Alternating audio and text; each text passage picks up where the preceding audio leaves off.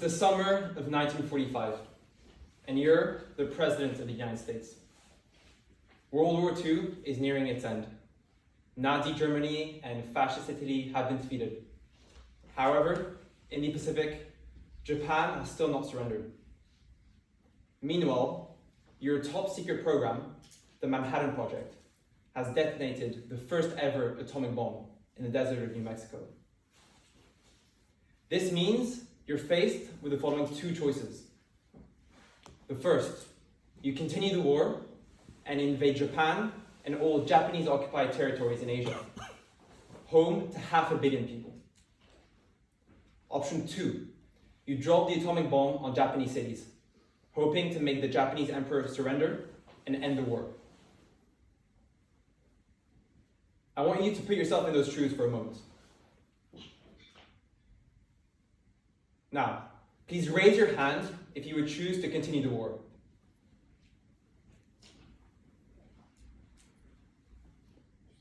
Okay. Now raise your hand if you would choose to drop the bomb. Okay, some of you didn't vote, but it's fine. So we all know what Harry Truman, who was in that very position, did. He dropped the first bomb on Hiroshima. Then, 3 days later, a second on Nagasaki. That second bomb was called the Fat Man. And the death toll of 300,000 people made the Japanese emperor surrender. And just like that, the bloodiest war in the history of humankind ended in the most dramatic and horrendous fashion. Was this the right thing to do? Was it the moral thing to do? Good evening, fellow Toastmasters and guests. Tonight, we will be going on a journey of moral dilemmas and philosophical reflections.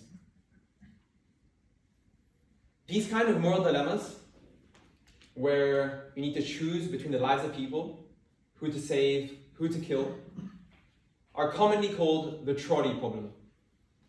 The trolley as in the cart or the wagon of a train.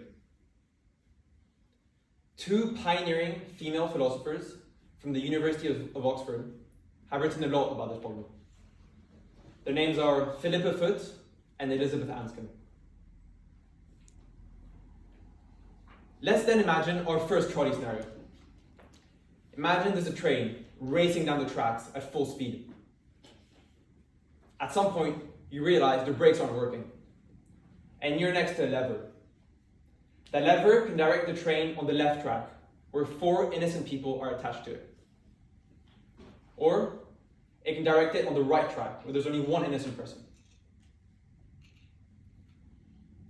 Raise your hand if you would choose to direct the train on the left track with 4 people. Now raise your hand if you would choose to direct the train on the right track with only 1 person. Okay. So all of you essentially voted to direct the train on the right track. This is in line with the idea of utilitarianism, which comes from the word utility. Its core idea is summarized as such. It is the greatest amount of good to the greatest number of people that is the measure of right and wrong. When making a decision, the one that causes the least harm or the most good is the right decision to make. Utilitarianism is trying to transform decision-making, which seemed subjective and imperfect, into a science. You should objectively measure how many lives you could save, or how much pleasure you can bring. And this is exactly the argument Harry Truman made during the war. He believed that dropping the bomb would kill less people than invading the whole of Asia. But how could he really know this? How could he accurately measure this? And that leads me to the main critic of utilitarianism, which is a philosophical problem is not an empirical problem. Let's then move on to our second trolley scenario. The situation is really similar. You've got a train racing down the tracks, and its brakes aren't working. But this time, it's only on 1 track, and there's 4 innocent people attached to it. You, well, thankfully now you're on the top of a bridge, overlooking this imminent disaster. And next to you, there's an innocent fat man, leaning over, also looking down. If you push him, he's going to fall in between the train and the four people, making the train stop and saving the four. Now picture yourself in that moment. Now raise your hand if you would choose to push the fat man. Raise your hand if you wouldn't.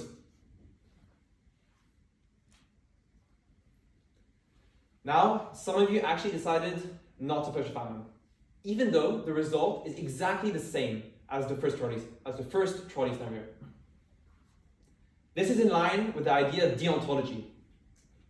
Deontology is a kind of moral absolutism where certain actions are never acceptable.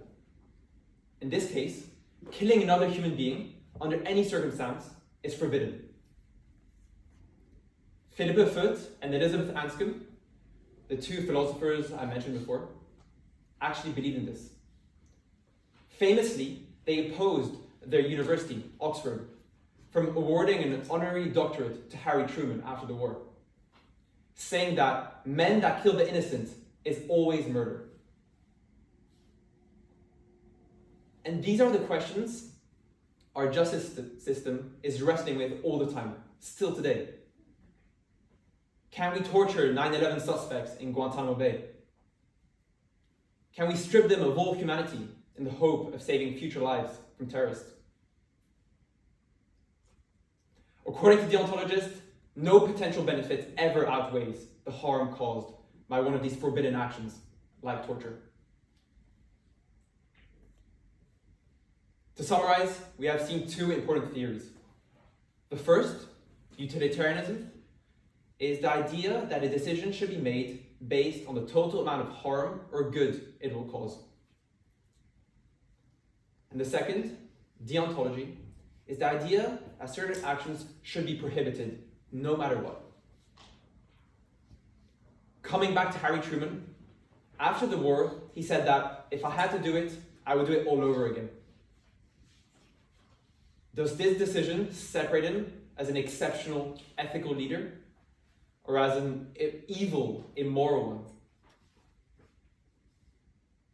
There's no wrong or right answer. I don't believe there's an absolute truth here. Life is just not that simple. Life is blurry, uneven, and grey. But, personally, I think it's really important to think about these issues, however absurd they may seem. The way our laws are drawn up and economic, political, and military decisions are made are based on how we view these situations. I will leave you with one last quote. The trolley problem, a lovely, nasty difficulty. And I couldn't agree more. Thank you.